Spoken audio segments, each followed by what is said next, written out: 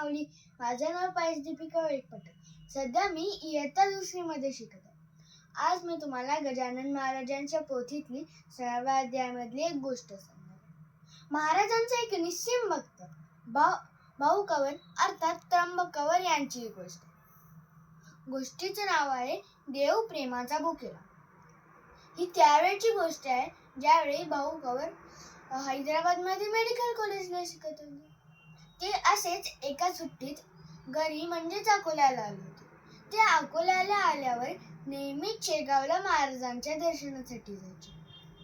पण यावेळेस त्यांना इच्छा झाली की महाराजांच्या दर्शनासाठी जाताना त्यांच्या आवडीचे पदार्थ घेऊन जाऊयात. पण काय करणार, आपले सगळेच हट्ट पुरवणारी आईच त्यांना नव्हती. ती देवाघरी गेली होती. ती वहिनीचं नाव होतं नानी. नानी थोडी रागीट होती, म्हणून भाऊंना प्रश्न पडला की आपण कसं सांगावं बरं तिला, ती आपली इच्छा पूर्ण करेल का. याच विचारत असताना नानी अचानक आली आणि त्यांच्या विचारी चेहऱ्याकडे बघून विचारलं, काय झालं भाऊ, एवढा कसला विचार करतात. भाऊ म्हणाले, अगं काय सांग तुला नानी, यावेळेस गजानन महाराजांच्या दर्शनासाठी जाताना त्यांच्या आवडीचे पदार्थ घेऊन जायचे. नानी म्हणाली, एवढंच ना, मला सांगा, मी सर्व पदार्थ बनवते. नानींनी कबूल केलं सर्व पदार्थ बनवायचं. भाऊंनी आनंदाने ज्वारीची भाकरी आणि पिठलं बनवायचं. नानींनी पण सर्व पदार्थ बनवले. पिठलं, 3 कांदे, 3 मिरच्या आणि लोणी पसरवलेली 3 भाकरी डब्यात पॅक करून भाऊंना दिली. आणि 12ची ट्रेन असल्यामुळे भाऊ घाईघाईने स्टेशनवर पोहोचले आणि बघता तर काय, ट्रेन निघून गेलेली आणि पुढची ट्रेन 3 वाजताची होती. म्हणून भाऊंना खूप वाईट वाटतं. त्यांची इच्छा अपुरी राहील म्हणून भाऊंनी अर्थाकेत महाराजांना प्रार्थना केली की महाराज, आज तुम्ही माझा डबा खावा.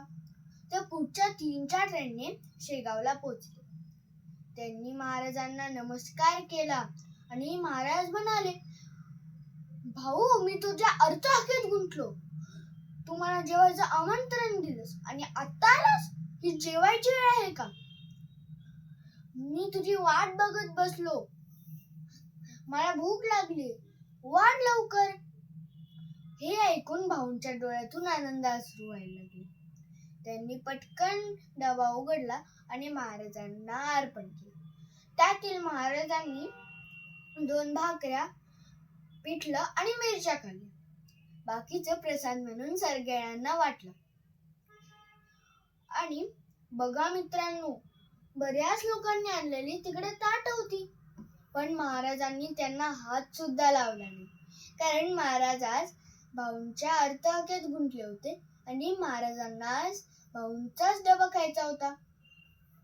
बघा मित्रांनो, महाराज आपल्या भक्तांच्या इच्छा पूर्ण करतात, अगदी आपल्या आईबाबांसारख्या.